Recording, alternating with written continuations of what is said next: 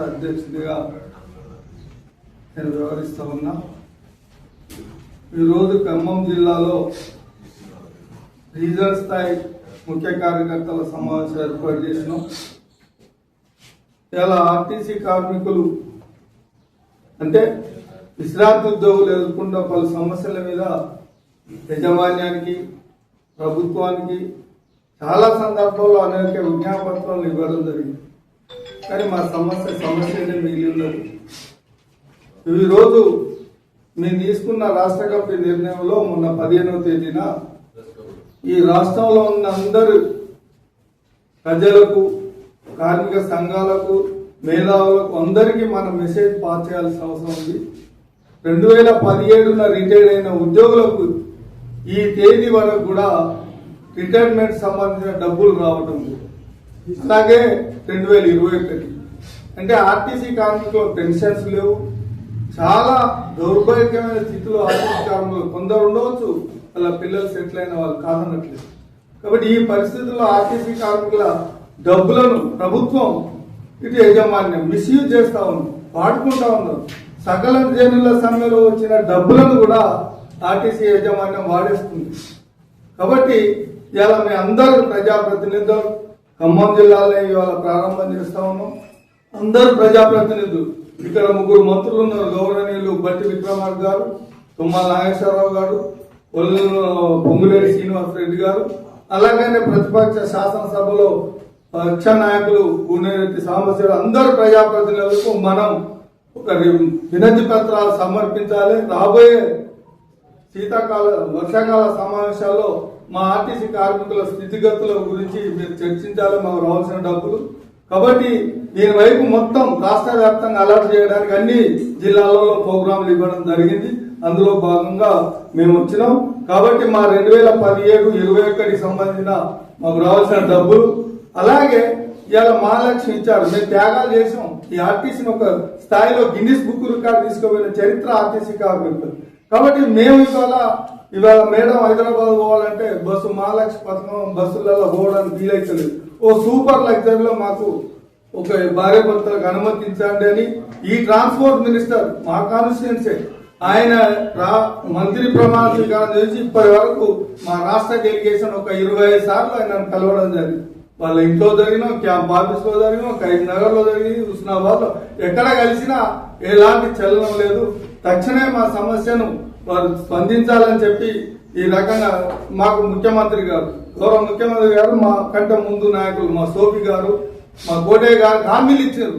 ఎన్నికల మేనిఫెస్టో పెట్టి మీ ఆర్టీసీ కార్మికుల పరిస్థితుల మీద నేను సమగ్ర విధిక తెప్పించుకొని మేము గెలిచిన తర్వాత మా ప్రభుత్వం వచ్చిన తర్వాత మీకు మేలు చేస్తాం మీకు అని హామీ ఇవ్వలేదు. ఇవాళ అపాయింట్మెంట్ దొరకట్లేదు. కాబట్టి దయచేసి మీ పత్రికల ద్వారా, ఇక్కడ మీడియా ద్వారా మా బాధలు మీరు మీ ద్వారా వాళ్ళకు తెలియపరిచి ఇలా ప్రజాప్రతినిధులు కూడా ఇక్కడ ఉన్న అన్ని ప్రజాప్రతినిధులు, అన్ని పార్టీల వాళ్ళు మా గోడు వినాలని, మా సమస్య పరిష్కరించాలని మీ ద్వారా విజ్ఞప్తి చేస్తూ వేడుకుంటున్నాం. నా పేరు డివిరావు, జిల్లా ప్రెసిడెంట్ గారిని. నేను 2006లో రిటైర్డ్ అయ్యాను. అప్పుడు పరిస్థితి ఎట్లా ఉందంటే ఆర్టీసీ చాలా దుర్భరంగా ఉన్నది. పెన్షన్లు లేవు అప్పుడు. ఇప్పుడు కూడా నాకు 750 రూపాయలు వస్తాయి. నేను 2006లో రిటైర్డ్ అయితే SRBS 750 రూపాయలు వస్తాయి. అలాంటి కార్మికులు చాలా మంది ఉన్నారు. పిఎఫ్ కూడా 1400, 1500 వచ్చి ఉన్నారు. అట్లాంటి పరిస్థితి చాలా మంది కూడా చనిపోయారు.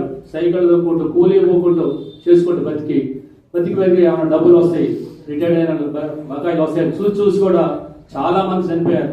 వాళ్ళు ఉంటే ఆ డబ్బులు ఇస్తే, వాళ్ళకి రావాల్సిన బకాయిలు ఇస్తే ఎమ్మటే సంతోషపడి పిల్లలు నాకు వచ్చిందని పిల్లలు చెప్పుకున్నాడు. అలాంటి స్థితి కూడా లేదు. మాకు ఎక్స్ప్రెస్ ఎక్కాలంటే చాలా కష్టంగా ఉంది. సూపర్ లెక్కలు ఎప్పటి నుంచో అడుగుతున్నాం. ఇవాళ పరిస్థితి మీకు తెలుసు, విలేకర్స్కి మీరే బయటకు తీసుకెళ్ళాలి ఈ విషయాలన్నీ కూడా. ఇవాళ మా ప్రెసిడెంట్ గారు, జనరల్ సెక్రటరీ గారు చెప్పారు మా బాధలన్నీ కూడా. అలాంటి మీరే ఎక్కువ మాకు పుషింగ్ ఇచ్చి మిమ్మల్ని కోరుతున్నాం ఏంటంటే జనంలోకి మీరు తీసుకెళ్ళాలి. మీ ద్వారా ఎక్కువ పోతాయి. మీరు కొంచెం మాకు ఆ సహాయం చేస్తే, మాకు రావాల్సిన బెనిఫిట్స్ ఇప్పిస్తే మిమ్మల్ని దేవుళ్ళగా తలుచుకుంటామని మేము మరీ మా ఖమ్మం రీజన్ నుంచి నేను అందరికి కూడా తెలియపరుస్తున్నాను. చాలా మంది చాలా బాధపడుతున్నారు, మీకు అర్థం కావట్లేదు చెప్పలేదు నేను. అలాంటి పరిస్థితిలో కూడా నా పరిస్థితి ఒకటి, కొంతమంది ఉన్నారు ఇంకా రావాల్సిన వాళ్ళు బకాయిలు కూడా రాకుండా వాళ్ళు ఎప్పుడు వస్తాయని చూసుకుంటూ కూర్చుంటూ వాళ్ళు కూడా చనిపోయి ఎంతో పిల్లలు కూడా చాలా బాధపడుతున్నారు. మా డబ్బులు వచ్చే కూడా పోయిందని. ఇవాళ పరిస్థితి ఎట్లా ఉందంటే ఆర్టీసీ వాళ్ళు మమ్మల్ని లెక్క చేయకుండా మీకు రావాల్సిన వాళ్ళు మీరు రిటైర్డ్ వాళ్ళు ఏం చేస్తారు అనేది ఉంది. మనం తలుచుకుంటే 30,000 మంది మా రిటైర్డ్ సంఘం ఉంది. 2006 నుంచి నేను 2009 నుంచి ఈ నెలలో పనిచేసుకుంటూ ఈడమ్మడి తిరుగుకుంటూ నాకు బాధలు తెలుసు కాబట్టి నేను నిర్ణయిస్తున్నాను. ఆ యొక్క సాయం మిమ్మల్ని చేయమని మరీ కోరుకుంటూ నా యొక్క మనవి ఇప్పుడు డిపో సెక్రటరీ. నా పేరు జీలీలండి, డిస్ట్రిక్ట్ వైస్ ప్రెసిడెంట్ని. నేను 2011లో రిటైర్ అయ్యాను. అప్పుడేమో తక్కువ జీతాలు, తక్కువ పెన్షన్లు, తక్కువ రిటైర్ కాగానే వెంటనే వచ్చాయి కదా, ఏమి చాలీచాలం జీతాలు లేదు. ఇప్పుడేమో జీతాలు పెరిగినా, రిటైర్మెంట్ డబ్బులు పెరిగినా కూడా ఆ వచ్చిన డబ్బులు కూడా ఇవ్వడానికి మన మేనేజ్మెంట్ ఇది లేదు. ఏ పార్టీ ప్రభుత్వం ఉన్నా కూడా ఆర్టీసీ సహకారంతోనే పూర్తి సహకారం ఆర్టీసీ సహకారం ఇచ్చింది. కానీ ఏ ప్రభుత్వం కూడా మాకు ఇంకా సహాయ సహకారాలు చేయట్లేదు. మేమేం అడగట్లేదు. మాకు వచ్చే ఇది మామూలు ఇదే అడుగుతున్నాం. బస్సులో భార్యాభర్తలకు ఫ్రీ ప్రజెండి, మామూలు జనాలకు ఎక్స్ప్రెస్ లో ఇస్తున్నారు కదా. మేము 35 years చేసిన వాళ్ళకు కనీసం భార్యాభర్తకు ఫ్రీగా జర్నీ చేయడానికైనా ఇవ్వాలి కదా. పెద్ద వయసు వాళ్ళే అందరూ, రిటైర్ అయ్యారంటే ఆల్మోస్ట్ 60-70 వాళ్ళే. అట్లనే 2 నెలలకు ఒకసారి మందులు ఇవ్వాలి, నెల రాలేవని అదొకటి కోరుకుంటున్నాము. తార్నాకలో బెడ్స్ ఇవ్వాలని వచ్చి చూపించుకోవడానికి పోయిన మంది మేము మామూలు కోరుకుంటున్నాము. మీరు దయచేసి మా ప్రెసిడెంట్ గారు, మా జనరల్ సెక్రటరీ గారు మా కష్ట సుఖాలు అన్ని మీకు విన్నవించారు. అవన్నీ దయచేసి మా యందు ఆర్టీసీ ప్రజలను మామూలు సహాయ సహకారాలు అడిగాము. మాకు వచ్చే మా మీద దయ చూపి మాకు అన్ని వెంటనే ఇప్పించగలరని. 2017 అయిన వాళ్ళకి, 21 అయిన వాళ్ళకు వెంటనే డబ్బులు చెల్లించాలని, మాకు ఈ సహకారాలు అందించాలని మా పెద్దవారు కోరారు. మేమందరం కోరుకుంటున్నాము. ఆర్టీసీ వాళ్ళే మామూలు జీతాలు, మామూలు ఇది ఆ వచ్చే అయినా చెల్లించాలని మేము మనస్ఫూర్తిగా మిమ్మల్ని విన్నవించుకుంటున్నాము. Kothagudem depot TGS RTC retired employee secretary. ఈ ఆర్టీసీ సమస్యల గురించి మా ప్రెసిడెంట్ రాజయ్య గారు, సెక్రటరీ గారు వీళ్ళు విన్నవించుకోవడం జరిగింది. అయితే మేము రిటైర్డ్ అయిన తర్వాత 30-35 సంవత్సరాలు పనిచేసాము. మాకు వచ్చే డబ్బులు కూడా ఇంతవరకు రాలేదు కాబట్టి వెంటనే యాజమాన్యం పైసలు ఇవ్వాలని కోరుకుంటున్నాం. నా పేరు గడ్డం శ్రీనివాసరావు, సత్తుపల్లి అండి. నేను మొన్న ఎలక్షన్లో కూడా కాంగ్రెస్ పార్టీ తరఫున దాదాపుగా మేము ఒక పాంప్లెట్ కూడా కొట్టాం. దాంట్లో మేనిఫెస్టోలో మన రేవంత్ రెడ్డి గారు ఎవరైతే ఇచ్చారో మేనిఫెస్టో, అట్లనే కాంగ్రెస్కి రాఘవయ్య గారికి ఓటు ఇవ్వమని మా నియోజకవర్గం మొత్తం తిరిగాం. అదేవిధంగా అక్షరాపేట నారాయణ గారికి, ఆదినారాయణ గారికి ఇవ్వమని వారి చుట్టూ తిరిగాం. కాబట్టి మేము దాదాపు ఒక్క నియోజకవర్గానికి ఆర్టీసీ తరఫున మినిమం 10,000 ఓట్లు వేస్తామండి. 10,000 ఓట్లు ఒక్కొక్కరికి వేస్తేనే వాళ్ళు గెలిచారు ఇవాళ. అట్లాంటిది మేము అంత పిచ్చిగా మీతో తిరిగితే మాకు ఇవ్వాల్సిన డబ్బులు మాకు ఇవ్వకుండా మీరు వేరే వాళ్ళకి ఇస్తున్నారు. అదేవిధంగా మేనిఫెస్టోలో ఒక కమిటీ మెంబర్ కూడా మోహన్ విజయబాబు గారు, ఆయన కూడా మా సత్తుపల్లె. కాబట్టి మరి ఈసారి వెళ్ళి వారిని కూడా నిలదీస్తాం. అదేవిధంగా ఆర్టీసీ వారికి అంటే నాకే 14-15 లక్షలు రావాలి ఇప్పటికి. ఇప్పుడు 3 సంవత్సరాలు అవుతుంది నేను రిటైర్డ్ అయ్యి. కాబట్టి అందరూ ఇట్లానే చాలా మంది 10,000 మంది పైన ఉన్నారండి డబ్బులు రావాల్సిన వాళ్ళు. పాత బాకీలు ఇవ్వాల్సిన వాళ్ళు ఒక 20,000 మంది ఉన్నారు. కాబట్టి కార్పొరేషన్ ఇస్తుందా లేదా ఏంటి అన్నది మాకు కూడా అర్థం కాని పరిస్థితుల్లో మేము 60 సంవత్సరాలు దాటిపోయిన వాళ్ళు అందరం కూడా ఇప్పుడు బస్ పవర్ని వెంటాడదామని వెళ్తున్నాం. మరి అప్పుడు ఏమైతుందో కూడా చెప్పలేము, ఎందుకంటే అందరూ కూడా ముసలోళ్ళే. కాబట్టి తప్పకుండా ఈ ప్రభుత్వం చేయాలి. ఆర్టీసీకి అన్యాయం చేసినటువంటి ప్రభుత్వం ఏది కూడా ఇంతవరకు నిలవదు కూడా. కాబట్టి దయచేసి మమ్మల్ని అర్థం చేసుకోండి. మీరంతా మాకు సహాయం చేసిన వాళ్ళు అవుతారు, లేదా మిమ్మల్ని నమ్మటం మానేస్తాం మేము. కాబట్టి ఈ అవకాశం ఇచ్చిన వారికి ధన్యవాదాలు. రిటైర్డ్ ఎంప్లాయీస్ అసోసియేషన్ తరఫున నేను జోనల్ సెక్రటరీగా జేజే రత్నం గారు మాట్లాడుతున్నాను. జనరల్ సెక్రటరీ గారు, ప్రెసిడెంట్ గారు, వివిధ నాయకులు మాట్లాడిన ప్రతి దాంట్లో కూడా వాస్తవం ఉన్నదని ఈరోజు మేము తెలియజేస్తున్న పత్రికా ముఖంగా 2017 నుండి దాదాపు 9 సంవత్సరాలు గడిచినా కానీ బకాయిలు చెల్లించలేని దౌర్భాగ్యమైన స్థితిలో మేము ఈరోజు కార్మికులను వెంటాడుతున్నాం. కాబట్టి ప్రభుత్వం దీంట్లో క్షుణ్ణంగా పరిశీలించి మాకు రావాల్సిన బకాయిల గురించి మేము పోరాడుతున్నాము. మాకు రావాల్సిన బకాయిల గురించి మేము అడుగుతున్నాం తప్ప మిగతా ఏమి కూడా కోరికలు కోరుకోవడం లేదు. ఈరోజు తార్నాక్ హాస్పిటల్ ఉంటే క్యూ కట్టుకొని నిలబడిన దౌర్భాగ్యమైన పరిస్థితి ఈరోజు రిటైర్డ్ ఎంప్లాయీస్ వాళ్ళు ఉంటున్నారు. అంతేకాకుండా సూపర్ లగ్జరీలో ప్రతి బస్సులో కూడా హెవీ ట్రాఫిక్ ద్వారా హాస్పిటల్ ఓదామంటుగా పరిస్థితి లేని పరిస్థితులు ఈరోజు ఎదుర్కొంటున్నాం. 9 సంవత్సరాలు గడిచినా కూడా రావాల్సిన బకాయిలు కూడా ఇయ్యలేని పరిస్థితి ఆర్టీసీ దగ్గర ఉంది. అలాగే ప్రభుత్వం కూడా ఎన్నిసార్లు విజ్ఞాపన చేసినా దీని మీద స్పందించకపోవడం చాలా శోచనీయం. కనీసం ఇప్పటికైనా పత్రికా ముఖంగా మేము తెలియజేస్తున్నాం ఏమంటే మాకు రావాల్సిన బకాయిలు ఇచ్చి వృద్ధాప్యం ఉన్న వారిని ఆదుకోమని కోరుకుంటున్నాం. ఈ ద్వారా మేము కనీసం జీవితం సజీవ జీవితంగా జీవించే భాగ్యం దయచేయమని ప్రభుత్వాన్ని మేనేజ్మెంట్ను క్షుణ్ణంగా పరిశీలించి మాకు న్యాయం చేయమని కోరుకుంటున్నాను. రాష్ట్ర కమిటీ మెంబర్ని ఈరోజు మా పెద్దలు చెప్పినవన్నీ యథార్థమే. అదే కాకుండా అనేక ఇబ్బందులు పడుతూ గతంలో మాకు 400 జీతంతో ప్రయాణం చేసి 14,000తో ఆగిపోయి అవి కూడా మాకు సరైనటువంటి టైంకి రాక పెన్షన్ సరిగా లేక చాలా ఇబ్బందులు పడుతూ మా పిల్లల్ని ఎటన్నా పంపించడానికి, పెళ్లి చేయడానికి, లేకపోతే చదువులకు పంపించడానికి కూడా రావాల్సిన బకాయిలు ఇవ్వకపోతే ఇప్పుడు మేము 30 ఏళ్ళు సర్వీస్ చేసి మా 30 ఏళ్ళ పిల్లల్ని ఏం చేయాలో అర్థం కాని పరిస్థితుల్లో మా రిటైర్ సంఘం చాలా బాధల్లో ఉంది. రెండవది, ఇప్పుడు అనారోగ్యం గురి అయినటువంటి ప్రతి కార్మికుడు హైదరాబాద్ వెళ్ళటానికి ఈ సూపర్ లగ్జరీకి పర్మిషన్ ఇస్తే కనీసం అక్కడ పోయి 2 ట్యాబ్లెట్ తెచ్చుకుందామంటే అక్కడ పోయి 2 రోజులు ప్రయాణం చేసి వెళ్తే అక్కడ 1 నెలకే ఇస్తున్నారు. కనీసం 2 నెలలకైనా ఇవ్వాలని చెప్పి ఈ యాజమాన్యం మా బాధల్ని గమనిస్తుందని చెప్పి గతంలో అనేక సందర్భాల్లో మన ప్రభుత్వాలకు ఆర్టీసీ అండగా నిలబడి మేము పనిచేసాం. అవన్నీ మీరు గమనంలో తీసుకొని కార్మిక వర్గాన్ని దాదాపు 32,000 మంది ఉంది కార్మిక వర్గం రిటైర్ సంఘం. వీళ్ళని దృష్టిలో పెట్టుకొని మీరు పనిచేసి మాకు రావాల్సిన బకాయిలు ఇచ్చి మాకు సహకరించాలని మనస్ఫూర్తిగా సావధానంగా మిమ్మల్ని కోరుకుంటున్నాం. ధన్యవాదాలు.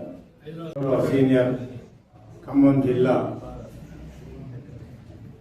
ఆర్టీసీ పెద్దపులకు వేదికను పంచుకున్న రాష్ట్ర నాయకత్వంతో పాటు పత్రికా విలేకరులందరికీ కూడా నమస్కారం తెలియజేస్తూ వీళ్ళు చెప్పిన దాంతో ఏకీభవిస్తూ కష్టాల్లో సుఖాల్లో అందరికన్నా తక్కువ జీతం తీసుకొని సమాజ సేవ చేసిన వర్గం ఏదన్నా ఉన్నదంటే ఓన్లీ ఏపీఎస్ఆర్టీసీ, తెలంగాణ ఆర్టీసీ మాత్రమే. అది ప్రపంచం గుర్తించింది, ప్రజలు గుర్తించారు. అంత తక్కువ జీతాలతో చేసుకున్న ఓపికతోని ప్రజలాశ్రయంతో రిటైర్మెంట్ అయినాక మా జీత భత్తాలకు సంబంధించిన ఏరియల్స్ రాకపోవడము, సుమారు 9 సంవత్సరాల నుండి ప్రతి సీనియర్ కార్మికునికి రావాల్సిన పైసలు ఇవ్వకపోవడం చాలా చాలా శోచనీయం. అందుకోసమే ప్రభుత్వం అడగని అమలు చేస్తుంది. అడగని ప్రజలకు అడగని ఏ తల్లి ఏ చెల్లి మాకు ఫ్రీ బస్ కావాలని లేదు. ఇచ్చినందుకు చాలా సంతోషపడుతున్నాం. మేము మొత్తుకుంటున్నాం, ఆకలితో ఆక్రందన చెప్తున్నాం. ఈ శాలిశాలని జీవితంతో 70 సంవత్సరాల లోపల బస్ భవన్లో ధర్నా చేసినాం. ఈ రకంగా అందరికి చేస్తాం చూస్తాం అనడానికి కానీ చేస్తలేదు. కావున ఈ చివరి అంశం లోపల ప్రతి నియోజకవర్గం లోపల ఎమ్మెల్యే కావచ్చు, ఎంపీ కావచ్చు, ఎమ్మెల్సీ కావచ్చు, ప్రజాప్రతినిధులకు మా గోడు వినిపించు ప్రభుత్వంపై ఒత్తిడి తీసుకురావడానికి రాష్ట్ర ప్రభుత్వం మా రాష్ట్ర కార్యవర్గం నిర్ణయం తీసుకున్నది. అలాగే ఈ ఖమ్మం నుండే మొదలు మీటింగ్ ఎందుకు పెట్టుకోవాలంటే ఇది ఒక ఉత్తేజమైన విప్లవమైన గడ్డ కాబట్టి మీ ద్వారా మీ సందేశము, మీ యొక్క ఆలోచన విధానాలు తెలంగాణ రాష్ట్ర సీనియర్ నాయకులకు అందరికీ కూడా ముందుకు తీసుకుపోవడానికి ఒక ఉదాహరణ ఏర్పడుతుంది. కాబట్టి ప్రతి ఎమ్మెల్యేకు, ఎంపీలకు, స్థానిక నాయకులకు మెమోరండం ఇస్తూ ప్రభుత్వంపై ఒత్తిడి తీసుకురావాలి. అలాగే ఆగస్టు 4 తారీఖు నాడు బస్ భవన్ లో మన సీనియర్ ఉద్యోగులందరూ కూడా పోయి ధర్నా నిర్వహించాలి. ప్రతి చిన్న పెద్ద తారతమ్యం లేకుండా సమయం కేటాయించడానికి ప్రయత్నం చేయాలి. ఇలా పనిచేసిన వాళ్ళే గొప్పవాళ్ళు, కార్మికులు సేవ చేసిన వాళ్ళే గొప్పవాళ్ళు. ఆ రకంగానే సీనియర్ కార్మికులు ఎవరైతే టైం కేటాయించుతారో వాళ్ళే గొప్పవాళ్ళు. చిన్న పెద్ద జనరల్ సెక్రటరీ పెద్దోడు, ప్రెసిడెంట్ పెద్దోడు, లేదా జోనల్ ప్రెసిడెంట్ పెద్దోడు అనేది కాదు. మీరందరూ సమిష్టిగా ఒక్కరికి ఇద్దరిని తీసుకొస్తే చాలా వరకు మనం ఒక బస్ భవన్ లోపల ఉత్తేజపూర్వకంగా మన ధర్నా కనిపిస్తుంది. తప్పకుండా ప్రభుత్వము అది ఇచ్చడానికి ప్రయత్నం చేస్తుంది. మన అడగానే మన తల్లులు కూడా అన్నం పెడతలేరు ఈ మధ్యలో. ఆయన ఎన్నిసార్లు అడిగినా కానీ అన్నం పెడతలేడు. మనకు వచ్చే బాకీ ₹1 కూడా ప్రభుత్వం నుండి మాకు ₹1 కూడా ఎక్కువ తీసుకుంటలేము. మాకు వచ్చిన 9 సంవత్సరాల క్రితం 2017 సంబంధించిన ఏరియా పైసలు ఇస్తలేరు. ఆ తర్వాత 2021 కొన్ని ఇచ్చింది, అవి కూడా వీళ్ళకి ఇస్తలేరు. అవే ఇస్తలేరంటే ఇవి ఎప్పుడు ఇస్తారో అర్థం అవుతలేదు. కావున మాకు వారధిగా ప్రజలకు ప్రభుత్వాలకు వారధిగా ఉన్న విలేకరుల ద్వారా ప్రతి కార్మిక నాయకులు అందరూ కలిసి మనం ఈ యొక్క కార్యక్రమం చేపట్టాలి. ప్రజాప్రతినిధుల దగ్గర తీసుకుపోవాలి. ఆ తీసుకుపోయిన కార్యక్రమం మన భుజ స్తంభాల మీద మన ఇంట్లో ఏ రకంగా చేసుకుంటున్నామో, బాధ ఉంటే మనం ఏ రకంగా భుజం కలిపి పనిచేస్తున్నామో ఆ రకంగా తెలంగాణ గడ్డ మీద ఖమ్మం జిల్లాకి వెళ్ళి స్టార్ట్ చేసిన మీ అందరు బాధ్యత తీసుకోవాల్సిందిగా మనవి చేస్తూ ఈ యొక్క ధర్నా కార్యక్రమం ఏదైతే బస్ భవన్ ఆగస్టు 4వ తారీఖు నాడు చేపట్టే కార్యక్రమంకు ముందు ప్రజాప్రతినిధులను కలుసుకొని మీ యొక్క మెమోరాండం ఇవ్వాల్సిందిగా మీ అందరినీ కోరుకుంటూ ఈ అవకాశం ఇచ్చిన రాష్ట్ర నాయకత్వంతో పాటు ముఖ్యంగా ఖమ్మం జిల్లా పెద్దపుల్లకు రాష్ట్ర నాయకత్వం ఉదాహరణ భావిస్తున్నందుకు మీకు ప్రత్యేకంగా ధన్యవాదాలు ఇస్తూ ముగిస్తున్నాను. జై హింద్, జై Bharat. Zonal vice president RTC కార్మికులు రిటైర్ అయిన తర్వాత 2017 నుంచి 26 వరకు వాళ్ళకి రావాల్సిన బకాయిలు కుటుంబ పరిస్థితులు ఎంత దయనీయ స్థితిలో ఉన్నాయో ఆలోచించండి. డబ్బులు ఉన్నవాళ్ళు ఉంటారు, లేని వాళ్ళు ఉంటారు. చాలా పేరు దశలో మరి ముఖ్యంగా ఆర్టీసీ కార్మికులు అంటే ఎవరో కొంతమంది తప్పితే అందరూ చాలా స్థితిలో ఉన్నవాళ్ళే. ప్రతి నెల జీతాలు వస్తే కుటుంబాలను ఎలా తీసుకున్న వాళ్ళు ఉన్నారు. దయచేసి పత్రికా విలేకరుల ద్వారా సర్వముఖంగా మేము అందరికి తెలియజేసేది అంటే వాళ్ళకు రావాల్సిన బకాయిలు చెల్లించాలని, మేము రిటైర్ అయిన కార్మికులకు వాళ్ళు మరలు ఆలకించాలని మేమే మొదలుపెట్టుకునే పరిస్థితి. కానీ గవర్నమెంట్లు ఆలకించట్లేదు. దయచేసి మీ మీడియా మిత్రుల ద్వారానైనా ఈ వార్త అధిష్టానానికి చేరి మా బకాయిలు చెల్లిస్తారని ఆశిస్తున్నాం. 4వ తారీఖున వచ్చే నెల 4వ తారీఖున మా అధిష్టానం ప్రకటించిన బస్సు భవన్ ఒకటికి వయోభారమైన మన సమస్యల కోసం పోరాడుతున్నాం. కాబట్టి అందరూ తప్పగా ఆల్రెడీ దాన్ని విజయవంతం చేయాలని కోరుతున్నాం. మరి ముఖ్యంగా ఇదైన తర్వాత మన డిపో దగ్గర కూడా మీటింగ్ ఉంది, ఆ మీటింగ్ కూడా సహకరించాలని కోరుతూ ఈ అవకాశం ఇచ్చిన వారికి ధన్యవాదాలు తెలుపుకుంటూ సెలవు. ఎస్ బుచ్చిరెడ్డి, రిటైర్డ్ అసోసియేషన్ రాష్ట్ర ప్రధాన కార్యదర్శి నా పేరు. ఈ అసోసియేషన్ పెట్టి చాలామంది త్యాగాలు చేసి ఎన్నో సమస్యలు సాధించుకున్నాం. అసలు 2000 సంవత్సరం నుండి ఈ అసోసియేషన్ చాలామంది సీనియర్లు ఇప్పుడు ఉన్న దాంట్లో కోటయ్య గారు, రైమన్ సోఫీ గారు, మహమ్మద్ అలీ గారు, ఇట్లా చెప్పుకుంటూ పోతే దాదాపు ఒక 15-20 మంది ఈ అసోసియేషన్ స్థాపించి ఆనాడు రిటైర్డ్ అయిన కార్మికులకు ఎలాంటి ఫెసిలిటీస్ లేకుండే, కనీసం మినిమం బస్సులో కూడా తిరగడానికి అవకాశం లేకుండే. ఈ అసోసియేషన్ ద్వారానే ఈనాడు అనుభవిస్తున్న రిటైర్డ్ అయిన కార్మికులు బస్ పాస్ కానివ్వండి, లేకపోతే ఇంటర్స్టేట్ బస్ పాస్ కానివ్వండి, లేకపోతే మెడికల్ ఫెసిలిటీస్ కానివ్వండి, ఇవన్నీ మా అసోసియేషన్ ద్వారానే మరి సాధించిన సమస్యలు. అయినా ఇవాళ 4 సమస్యలు పరిష్కరిస్తే ఇంకా మిగతా సమస్యలు అట్లనే పేర్కపోతున్నాయి. ఈ మధ్యనే మరి మీరు చూశారు, 2 నెలల క్రితం ఆర్టీసీలో మరి సమ్మె చేశారు. సమ్మె చేసినప్పుడు గత ప్రభుత్వం ఏదైతే 2 కార్మికులకు రావాల్సిన 2017 పిఆర్సీ ఏదైతే బకాయి ఉండేనో, డ్యూ ఉండేనో, ఈ ప్రభుత్వం వచ్చిన తర్వాత ఇవ్వడం, ఓన్లీ సర్వీస్లో ఉన్న వాళ్ళకి అమలు చేయడం, ఆ తర్వాత 21 కూడా సర్వీస్లో వాళ్ళ ఉన్న వాళ్ళకే అమలు చేయడం వల్ల మాకు రిటైర్డ్ అయిన కార్మికులకు ఎలాంటి బెనిఫిట్స్ లేవు, ఎలాంటి అవకాశం లేక చాలా ఇబ్బంది పడుతున్నాం. 2013లో కూడా పిఆర్సీ చేసినప్పుడు ఆ పిఎఫ్ బకాయిలు ఏవైతే ఉన్నాయో ఆ బకాయిలను బర్కత్పుర పిఎఫ్ కమిషనర్ పంపిస్తే మాకు ఎంతో కొంత ఇప్పుడు వచ్చే 2000 పెన్షన్కి ఇంకో 100-200 పెరగడానికి అవకాశం ఉంటుంది.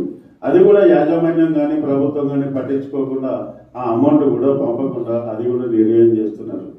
మిగతా సమస్యల మీద దాదాపు ఇప్పుడు మా అధ్యక్షుల వారు చెప్పినట్టు రవాణా శాఖ మంత్రిని కలిసినాం, మేనేజింగ్ డైరెక్టర్ కలిసినాం, ఎగ్జిక్యూటివ్ డైరెక్టర్లను కలిసినాం, నిరసన కార్యక్రమం తెలియజేసినాం. మా అసోసియేషన్ ద్వారా అన్ని రీజనల్ హెడ్ క్వార్టర్స్ నిరసన తెలియజేసి మెమోరాండాలు సమర్పించినాము. 2 సార్లు చేసినాము. ఇంకా కార్మికులకు మరి ఓపిక లేదు. 2013 పిఆర్సీ ఒక్కొక్కరికి దాదాపు మినిమంగా 3-4 లక్షల రూపాయలు రావాల్సి ఉంది. దాదాపు 9 సంవత్సరాల నుండి యాజమాన్యం చేతులు ఎత్తేస్తుంది, మాకు లేవు, మాకు డబ్బులు లేవని. డబ్బులు ఉన్నాయా లేవా మాకు తెలియదు. అది రిటైర్డ్ కార్మికులము, దాదాపు 40 సంవత్సరాలు 30 సంవత్సరాలు ఈ సంస్థలో పనిచేసి మరి ఈ రోజు ఈ ఆర్టీసీ ఈ స్థాయికి రావడానికి మా కృషి కూడా ఉన్నది. మా కార్మికులు అందరూ ప్రతి ఒక్క కృషి ఉన్నది. మరి అంత త్యాగాలు చేసి ఈ స్థాయికి తీసుకొచ్చిన ఆర్టీసీని ఈ రోజు ఉన్న ప్రభుత్వం కానీ యాజమాన్యం కానీ మొండిగా చేస్తూ